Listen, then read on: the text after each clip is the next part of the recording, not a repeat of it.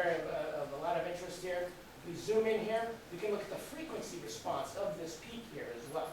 So again, very interesting, very useful. Something you cannot do with a VSM. Super paramagnets, the blocking temperature, very interesting. This is kind of something you can do with a standard VSM. Superconductors, very useful for AC susceptibility measurements because you don't need a DC magnetic field to measure them. Right? Let's say you've got a very novel, exotic superconductor with a critical field of 0.01 microtesla or something like that, very small. You don't want to apply a magnetic field to measure this. You want a small AC field to measure the sample. So typically, let's just focus on curve 1 here. This happens to be a high TC superconductor of some sort. The real and imaginary components. So again, we've got the Meissner effect here, perfect diamagnetism. Okay? If we increase the temperature, we kill the superconductivity. Okay, here's the TC. Something you cannot get from a VSM measurement would be the imaginary components. So this tells you about the loss mechanisms in the system. So depending on your material system, let's say you have vortices in your superconductor, this can tell you how these vortices are moving around and damping mechanisms present. Again, something very nice and novel. Single molecule magnets, they use AC susceptibility a lot. A lot of times they're looking at the real and imaginary component as a function of drive frequency in this case. And they'll get these very classic sort of responses. By looking at these, they can tell a whole lot about the intrinsic time scales of your single molecule magnets, etc. So again, things you cannot do with a standard VSM. What does a measurement typically look like? Experimental apparatus. Still have your large superconducting solenoid. Again, this is shown in cross-section. You've then got another solenoid. This is for your AC drive field. And then you've got a pickup coil inside here. Clockwise windings here, counterclockwise windings here. It's essentially a first-order gradiometer again. And by putting your sample in different locations, you can measure the AC susceptibility. And I'll show you a little bit about how that's done, specifically with a quantum design system. But people make their own AC susceptometers, and the ideas are basically the same here. So this is our AC susceptometer coil set here. The sample goes inside this green volume here. That's the bore. We've got our drive coil shown here in yellow. That is for the AC drive signal. We've got the detection coils, again, in a first-order gradiometer. Say clockwise here, counterclockwise here. We've got trim coils so that we can trim the response. And we've got a calibration coil in here as well. The calibration coil allows us to, on the fly, measure what the phase of our drive signal is. It's always hard to know where T equals 0. So the calibration coil actually lets us do this. And there's a Cernox thermometer in here so we know the temperature, but I'm not going to show that. Now, in the interest of time, we're going to go through this next slide rather quickly here. But the gist I want to get to you here is an AC susceptibility measurement, much more involved than a VSM measurement. A VSM measurement, we just vibrate the sample here. For AC susceptibility measurement, we have to do lots of measurements and a lot more math to do this accurately. Basically, we have to park the sample here where we know that the signal is 0. We then trim the system to find as small of an induced voltage as possible. We then move the sample down here, and we measure a signal which gives us the background contribution and the signal from our sample, MAC. And remember, MAC is a real and imaginary component, so it's two things. We move the sample up here. Now, we've got the same background signal, but negative MAC. So you can see where we're going with this. If we were to just subtract these two signals together, we can get rid of the background response. Divide by 2, and we get our AC signal here. So we can get rid of the background response quite easily by measuring at multiple locations. When we go one step further, we want to get rid of drift, so we measure down here one more time. We then introduce the calibration coil inside the measurement as well, and we have to add one more coil winding here. We do this one more time. Again, reverse polarity. So again, we're going through this rather quickly. We don't need to go through all the details here. But for a single measurement, a single AC susceptibility measurement, we do 5 measurements at 3 different positions. We've got to do a bunch of math, and you can check this at home later. You can just trust me for now. You can add some calibration factors, and we get the real and imaginary components of the response here. So again, AC susceptibility measurements, I should say accurate AC susceptibility measurements, are so much more involved than your traditional DC VSM measurements, where you're just pretty much looking at the induced voltage. And that's because the AC measurement, with that AC drive, when I say background, it's measuring the coil set, it's measuring the cryostat, it's measuring everything around it, including your sample, which is like the smallest thing. So we have to go through great lengths to get rid of all that background signal. And course, we apply math here to just give us the real and the amplitude and phase as well. So AC susceptibility, which one to use? We've got AC susceptibility in the MPMS3 and the Dynacool here. So here, we've got a sensitivity on the order of 5 × 10⁻⁸ EMU and a frequency range of 0.1 to 1,000 hertz. Thank you. That's good. I'm going to use that to get my water. I'm moving my voice a little bit. We can do measurements up to 1,000 Kelvin as well in a system like this. Over here, at 10,000 hertz, we actually get a better sensitivity than the squid system, but we lose an order of magnitude of sensitivity for every decrease in the AC drive field. And that's because this uses normal wire, this uses superconducting wire. But we can measure all the way up to 10,000 hertz here. Here, we can measure all the way down to 0.42 Kelvin. Here, we actually have an additional dilution refrigerator insert, so we can measure AC susceptibility down to 50 millikelvin as well. Somewhat reduced sensitivity compared to the base system there. So again, the moral of the story is find, depending on your sample, which system that you need. If everything for your sample happens between 4 Kelvin and 50 millikelvin, you have to go with a system like this. If everything of interest is 0.42 Kelvin and above, maybe this system is better. If you need high frequencies, this system's better. So again, all of these things, that's the moral of today's story, right? There's not one system that does everything. There's trade-offs on everything. AC, the commercial instruments for AC susceptometers, there are not many commercial options. They're often custom built, amazingly. Right? So there's quantum design, we're in the game here. I wanted to shout out to this paper here. It's out of the UK, Cardiff here.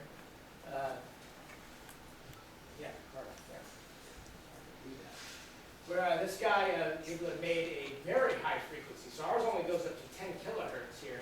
He made one that goes all the way out to several megahertz here. And in this paper here, he shows some data. So this data here is measured in our system where they're just flat lines because you can't go high enough in frequency. In this particular sample, all the interesting stuff happens at very high frequencies. So there's a use case for going to megahertz type of frequencies as well. We can't do that given the wiring in our system. But he made a custom insert for his PPMS that allows him to do this. It's another commercial system. This is actually out of Sweden. It's called Dynamag. It's a room temperature only system. And again, measures up to many megahertz. And this system is primarily meant for measuring nanoparticles, usually for biological applications. And by measuring the AC response of these particles, they can tell the size distribution of the particles. They can tell how the particles interact, etc. And those things only come out above 10 kilohertz or so. So again, this would be an example of a commercial magnetometer as well. But again, only room temperature, no DC magnetic field. It's very small, compact. But this is an example of a commercial AC susceptometer. All right, now this section, we're going to go through a little bit quick because Satoru already went through most of this. And like I said, when I walked through those posters, I figured half of them had these equations on here. So we can go a little bit quick here. But we're primarily going to be focused on broadband, coplanar waveguide-based FMR, ferromagnetic resonance. We're now in the gigahertz realm, nanosecond time scale. So again, we'll go through relatively quick here. Say we got some magnetic moment here. It's aligned with some effective magnetic field. Obviously, the moment wants to follow the magnetic field. Let's apply a small perturbing perpendicular field. What's going to happen in the moment? It's going to point this way, here. Let's release the field. What's going to happen in the moment? It's going to precess around the local effective magnetic field, according to this differential equation here. Talked about this earlier this morning. In the absence of damping, it would do this forever. Again, this is the basic equation of a precessing top here. We can add this damping term here, which eventually the magnetization or moment vector will align again with the effective magnetic field. This dissipative parameter is characterized by the phenomenological damping parameter, alpha, which is a very important factor to measure for your samples, right? It's something where you need broadband FMR to actually do well. There we go. So, continuous. So this is what I sort of first described here as sort of a pulse measurement, where I just apply a perpendicular field and let it go. Most people are doing measurements in a continuous manner. Historically, FMR is a very old technique. It's from the 60s, right? People used resonant cavities, basically metal boxes. which are very good. They have very high Q factors. They have very uniform magnetic fields. The green arrows here are meant to represent the AC microwave magnetic field in the cavity. There's all these different modes. You probably remember this from your basic E&M courses, right? The TM modes, the TE modes, the partial differential equations. That's all gone now, but it's in there somewhere. And you don't have to do that anymore. You can just look it up in a book. But you can put your sample in here in different locations. Very powerful technique. The downside behind to it is usually it's a fixed frequency. These resonance modes are defined by the physical extent of this resonant cavity. Coplanar waveguide measurements allow for broadband excitation. Here's an example of a coplanar waveguide here. We look at this in cross-section. Looks a little bit like this. We've got ground, signal, ground here. We're juicing this signal line with a microwave current, and therefore we have a microwave AC magnetic field in the vicinity of this central conductor here, shown here. Again, remember, this is oscillating back and forth here. Again, every time you gain something, broadband, you lose something. What do we lose here? These AC magnetic fields exist very close to the surface of this waveguide. Here, they exist to most of this resonant cavity. These cavities are usually pretty big, smaller than my fist, but on that order. This here, while it gives us broadband response, we generally need thin film type samples to be able to measure here. Thin depends on your sample. If your sample is metallic, generally we're talking less than 100 nanometers, but you should keep in mind that there's going to be a gradient of the AC magnetic field in here as well. That can affect things. If you're dealing with insulating samples, gig or something, maybe you can get away with more. It's hard to say. It's actually a very hard thing to know exactly how much of the film you penetrate. Those of you studying ultra-thin films, 1 to 2, 5 nanometers, you should be fine. You can probably just assume it's a uniform excitation through there. So researchers who use this broadband FMR technique, they usually study thin magnetic films, magnetic recording media, read-write heads. I should actually remove this from the slide, but I think it's a nice picture. For a while, people were interested in magnetically assisted writing of hard drive media. But now that the hammer exists, I think maybe this is going away. But the idea here was that you actually locally excite your sample with a spin torque oscillator. Sorry, can I ask you a question? Yes. Come back to the last slide. Yeah, just a basic question. Why these, you have multiple waveguides, it can give you a broadband frequency. Does it mean you have to adjust the size of those waveguides to have a kind of reconfigurable frequency that makes a result of broadband frequency? Does that mean? Generally not.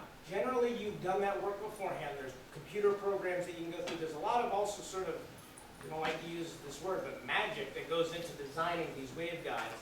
And the idea is you design it so that the impedances are such that you have a broadband response for a given waveguide. But the second you start to change the dimensions here, the spacing between the ground and the signal lines, the diameter of the signal line, if you notice, the thickness of the center line actually changes through here. That's important. All of these things go in there. And when I say broadband, generally a waveguide like this goes from 2 gigahertz, it can go lower than that, but 2 gigahertz up to 4 gigahertz.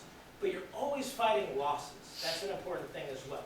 You're always fighting losses. So some people would say, well, it's not really broadband because at 40 gigahertz it doesn't work as well at 10 gigahertz. Well, there's only so much we can do.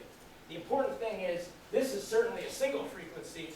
This exists over many tens of gigahertz, and the idea is you design one that works over a wide range. You're not swapping them in and out. Yeah, okay. And you've done your homework beforehand. And it's tough. It's actually very challenging to do right. And you're always fighting losses. Thank you for the question. Where was I with this? Oh yeah, so this I thought was very cute. They used to think that they could do this where the idea was they would locally excite the magnetic recording media with an AC microwave field before they write it. I don't know if this is actively being pursued anymore. Magnetic random access memory is still going strong. FMR is very important here. And of course the general field of functionalizing spin waves or magnetics, very important as well. How do we actually do this experiment? So again, Satori already talked a lot about this. Usually these measurements are done in a transmission sort of experiment where we have some RF source and an RF detector. These can both exist, let's say, in a VNA. We put our sample on our waveguide, our RF magnetic field points this way. Remember, we want the RF magnetic field to be perpendicular to the DC magnetic field. So in this case, the DC magnetic field will be pointing upwards.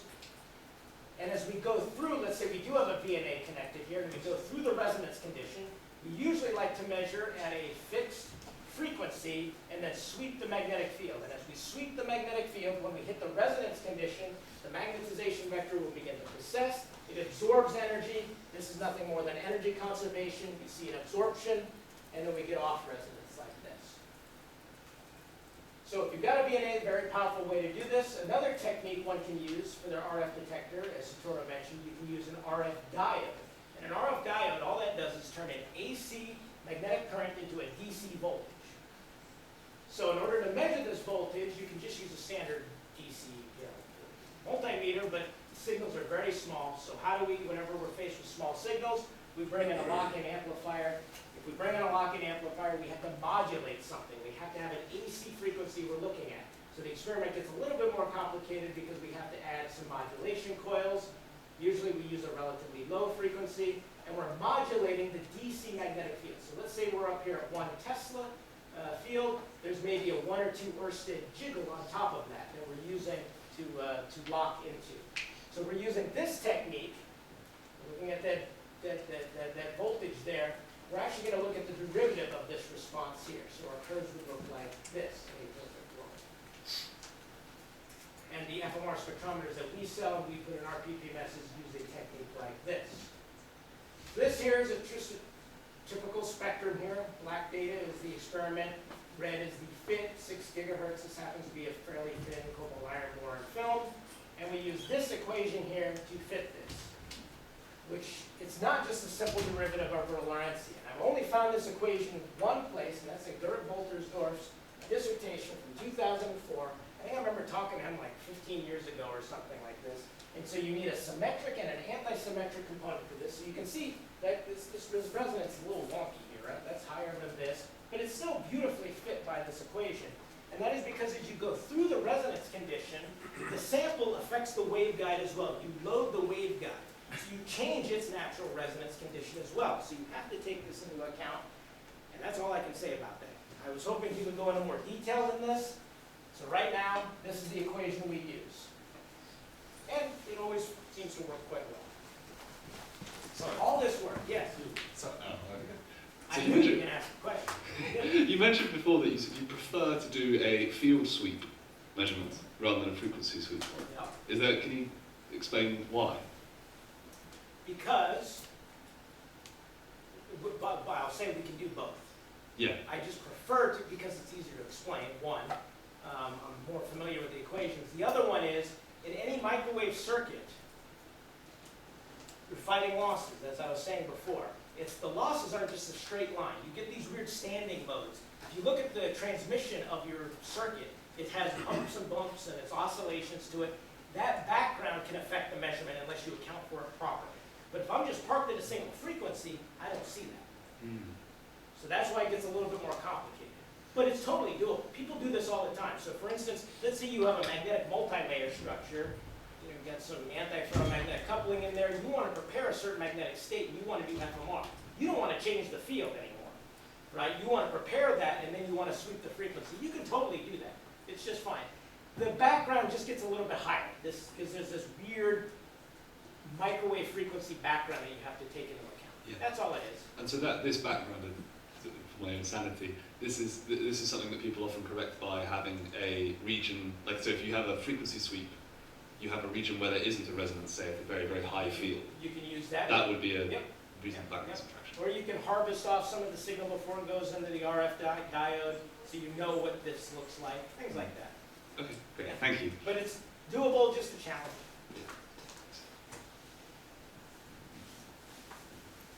All right, some example data. Nickel iron permalloy, this is just brochure data. Nickel iron permalloy, it's like the Drosophila for us in the FMR field. We know exactly what it should do. 10 nanometer thick film is nothing fancy here, but measured up to 40 gigahertz. This would be an in-plane measurement. Black data is the experiment, red is the fit to Kittel's equation. Again, Kittel was doing this stuff, I think, back in the 60s, right? FMR is an old technique.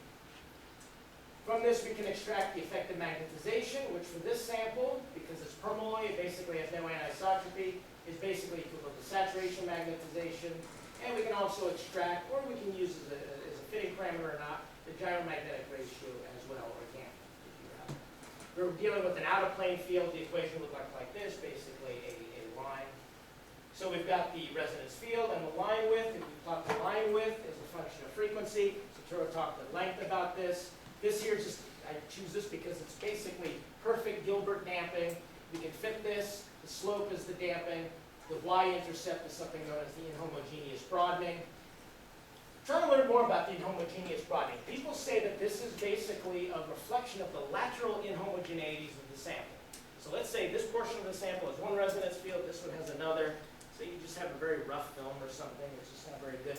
You can see that this intercept will go up. It's very qualitative, it's a little hand wavy, but it is what it is. This is basically within the resolution of the PPMS, this is 0, as far as I'm concerned. So it's a very high quality film. But again, I can't say much more than that, it's a rough measure of lateral homogeneities of the film. And again, there's all sorts of different damping mechanisms that are at play here. Some FMR references. Satoru mentioned the Muises from Alabama, or formerly of Alabama, I guess, maybe. They have a book chapter in here. This is also a very nice book. Some YouTube content. This one here also, well, this is Tim again, basically a video version. If you don't want to read, you can just watch this. He goes through basically this book chapter. If you want to learn all about damping, Justin Shaw, right? He was a distinguished lecturer back in 2019. I think this is actually from, I think it was in Virginia that year, his talk at the Magnetic Summer School. It's on YouTube, it's great. He goes through, it's hard to see here, all these different damping mechanisms. Great resource. And then we also have one, this is one I made on our YouTube channel at Quantum Design, which is specific to our electronics that we sell, which are shown here. So we work with a company out of Sweden that actually, when I was in Sweden, I worked part-time for it as an application scientist helping to develop this. They make the electronics for broadband FMR, room temperature systems. This is a 40 gigahertz system. They can now go up to 60 gigahertz. And we have a custom insert for our PPMS product line, so you can measure FMR down to 4 or 5 Kelvin, all the way up to 400 Kelvin, and technically fields up to 16 Tesla, although honestly that's not very useful for this because we don't have enough gigahertz. Usually, most of what you need to do are within 4 or 5 Tesla or so. Usually even less, depending on your sample. As far as waveguide-based systems, Bruker's big in the game, C-Tech out of China big in the game. Usually these systems are branded under EPR, electron paramagnetic resonance systems. The waveguide systems, you can do FMR in these systems as well. They're great for variable temperature measurements. There's cryostats that go with them, but they are generally fixed frequency. You can get different bands. The X band is often used, 9 gigahertz or so. Great if you want to study things, let's say it's a function of angle. It's great for that. But it's not great for, if you want to study the damping of a material, you need a broadband measurement because you need to find out what that slope is. You can't really do that with these type of instruments here. But if you got one around, because people are doing EPR on some chemistry type material, you can totally do FMR in these type of instruments as well. All right, we're a little over an hour now. MOC, magneto-optical character. This is an optical technique. Can span DC all the way up to picoseconds or femtoseconds. Really a very powerful technique. But we're going to go through the basics of it very quickly. There's start to be a lot of equations. I don't want to do this. But in a nutshell, right? So we've got a sample. Just sort of heuristically here, right? Say we apply DC voltage on the sample, right? We're doing sort of the Hall effect here, sort of a silly example. But as we increase the frequency of the radiation, here we're sort of in the FMR range. Those of us doing terahertz spectroscopy here. MOC, the magneto-optical Kerr effect, we're dealing with interband transitions from conduction to the valence band. Overlaps nicely with the optical range, which is so small, right? Here we're doing increase the frequency more, energy more. Now we're exciting core to valence. We're doing things like XMCD. Fortunately, XMCD did not make the cut in this talk, but it's a very important technique. But we're going to be focusing on MOC here. The gist of MOC can be summarized by this one cartoon here. We come in with linearly polarized light. say it's polarized vertically here. We can think of linearly polarized light as exists basically being made up of equal proportions of right circularly polarized light and left circularly polarized light. If they have equal magnitudes, but in opposite directions, it's linearly polarized light. But a magnetized sample, upon reflection, the reflection coefficients, because of these off-diagonal components of the dielectric tensor, don't equal one another. So if you come in with linearly polarized light, reflect off the sample, generally speaking, you're going to have elliptically polarized light. You can define this by the Kerr angle or the Kerr ellipticity. We won't get into those subtle details between them, but at the end of the day, this angle of rotation, or the ellipticity, is directly proportional to how magnetic the sample is. In transmission, this is known as the Faraday effect, right? We're dealing with in reflection. You hear about all these different geometries with MOC. There's polar MOC, in which, if this is our plane of incidence here, the magnetization vector is perpendicular in this sense here to the plane of incidence. Longitudinal would be in this configuration, and transverse would be in this configuration. You shine light on a sample, technically speaking, you get all three of these contributing at once. But because we're usually dealing with thin film samples, and we kind of know what the anisotropy is, we can make a lot of assumptions and simplifications here. For instance, for polar MOC, let's say we're dealing with a film with perpendicular magnetic anisotropy. We actually wouldn't come in with such an oblique angle. We would come in with a very sharp angle so that we're measuring just the polar MOC response. Similarly, if we know we have a film which is primarily in plane, we can pretty much ignore this component and just deal with this. And then this here is also very important too, and we'll get back to this in a slide or two.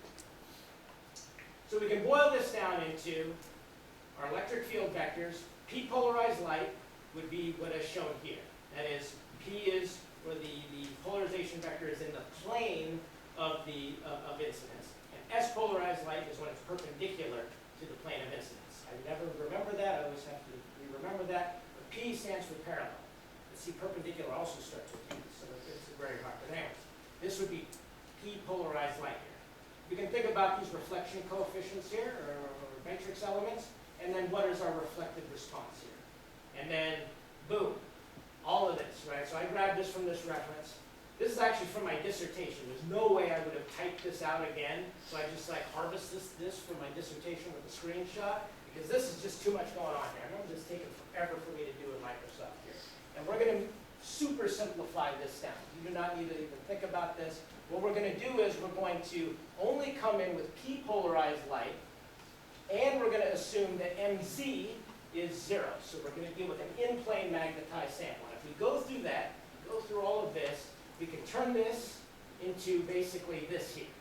So again, we're only coming in with P polarized light, so we only need to worry about these two reflection coefficients, which at the end of the day, we come in with P polarized light. Upon reflection, we're going to get a small portion of S polarized light, which is proportional to the X component of the magnetization.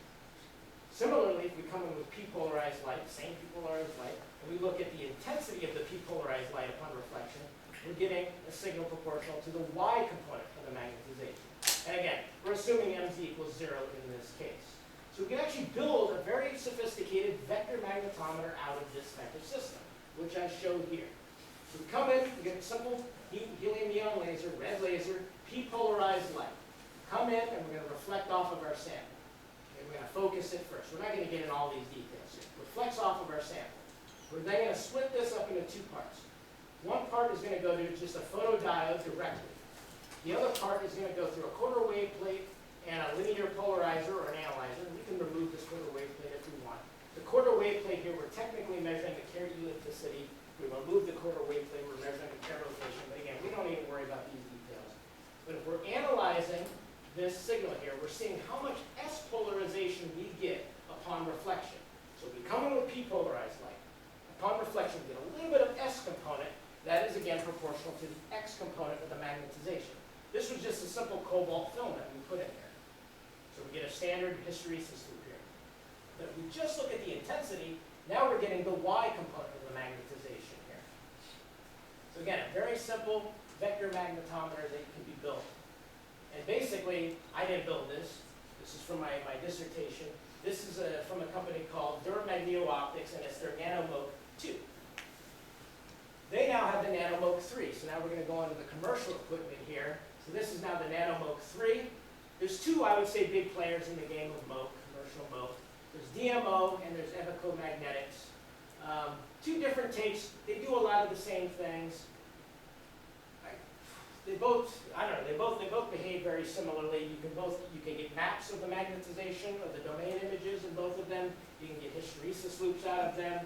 This one here uses a scanning technique, a rastering technique, to scan the sample, whereas this is a wide field type of Moke setup. They both have similar resolutions, etc. You can't go wrong with either one of them. They're both really good Mokes, commercial Mokes. A lot of people build their own Mokes. You could build something like this yourself as well. Or you can buy them. The software, I can only speak because I've used this software. I haven't used this software. It's pretty darn slick. It's very useful. All right, a little bit more about Moke. Any questions? 45 minutes. All right, we're doing good. How in the world in 1996 did they measure something like this on the order of picoseconds? They used something known as time-resolved Moke. I saw this on like 4 or 5 posters this afternoon. The Garmin group, right? They're doing a lot of time-resolved Moke. So there's experts in this audience that I will defer to you if I say something wrong. Feel free to correct me there. But just the basics of time-resolved Moke I got from this book here.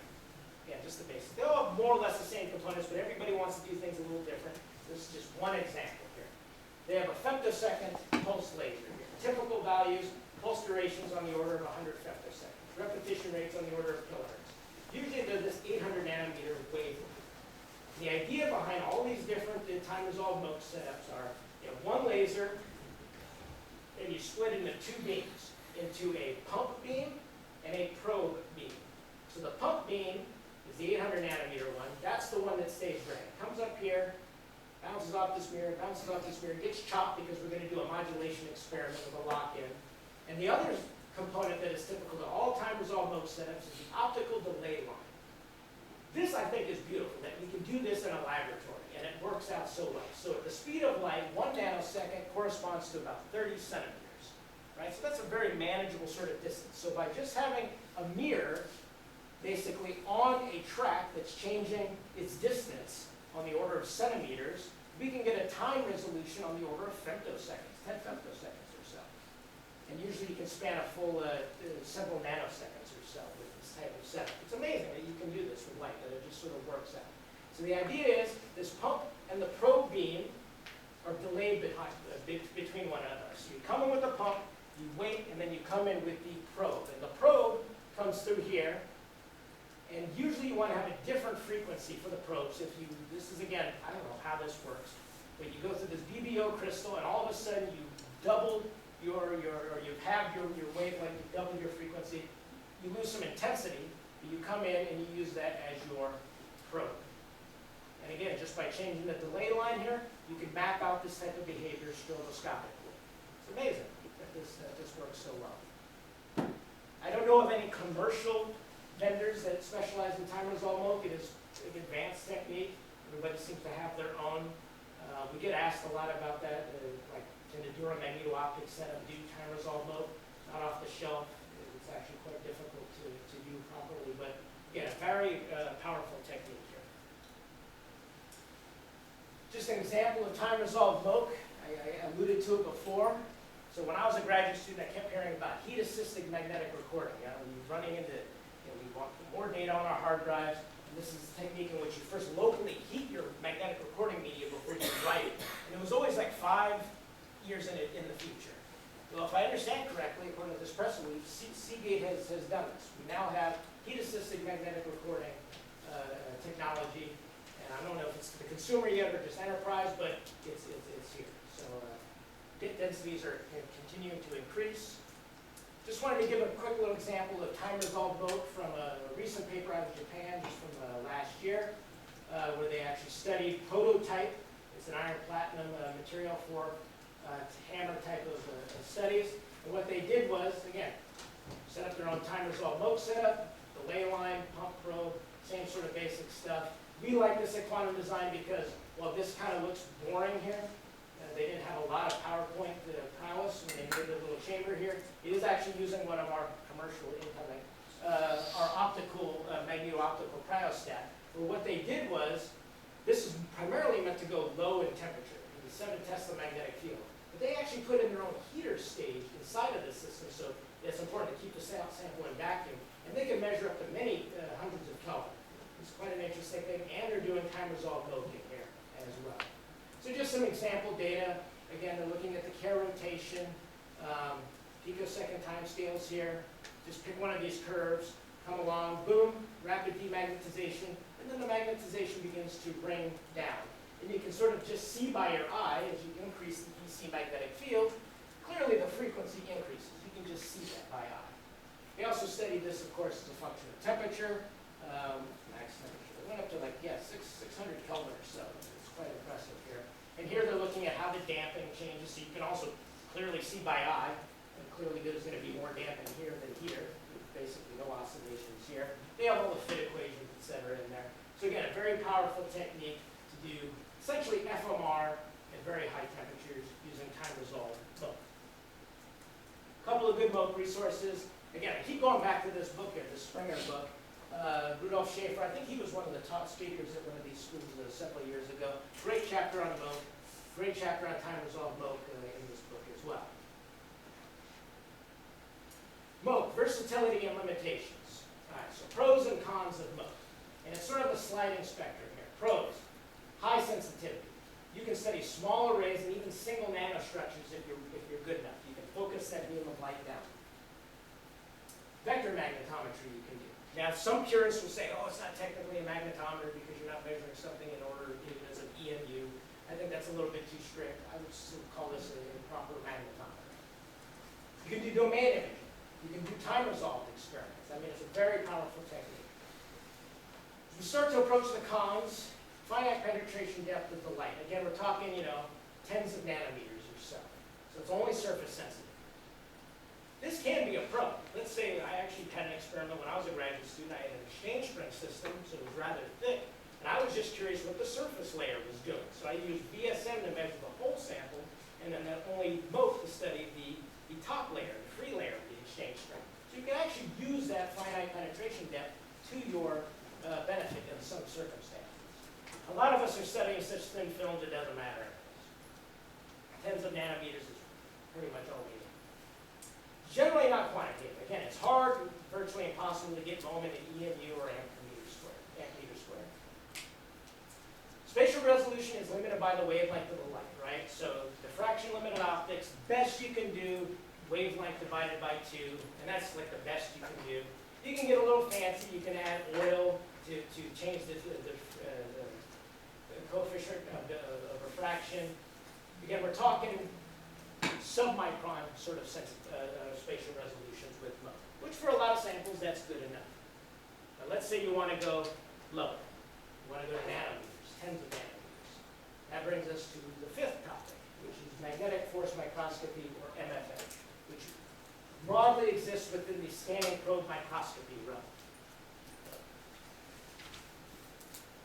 I feel like I'm losing you guys. Yeah. I'm starting. All right, magnetic force microscopy. Now, when I started this, I was like, oh man, I got to talk about atomic force microscopy first. Right? I can't just assume that you know this. I want to make a complete, self-contained talk. I'm sure that there are summer schools based solely on AFM, right? We could talk forever about this. I couldn't, but there are people out there that could. So just a little primer on AFM, just to give you the basics of what you need so you can understand MFM and scanning NG microscopy, because they both will use this tapping or intermittent contact mode. You want to read about AFM, you want to take a crash course in it, as I did, get this book here. Take you 2 days to read. It's a great resource. Website AFM workshop, great resource. A lot of the animations I'm going to show, they said I could use them for free. I got them from this website. Basic block diagram of an AFM. We've got some sample, we've got a probe, we've got a force transducer, and the idea is we use these piezo positioners to position our probe in X, Y, and Z along our sample. We can do both, So this here I show where we're scanning the probe, something like this, or you can scan the sample. Both of them are equivalent. Most of the times, actually, you want to end up scanning the sample, not the probe, but it depends. You can do both. And then you have some microscope to see what's going on here. Usually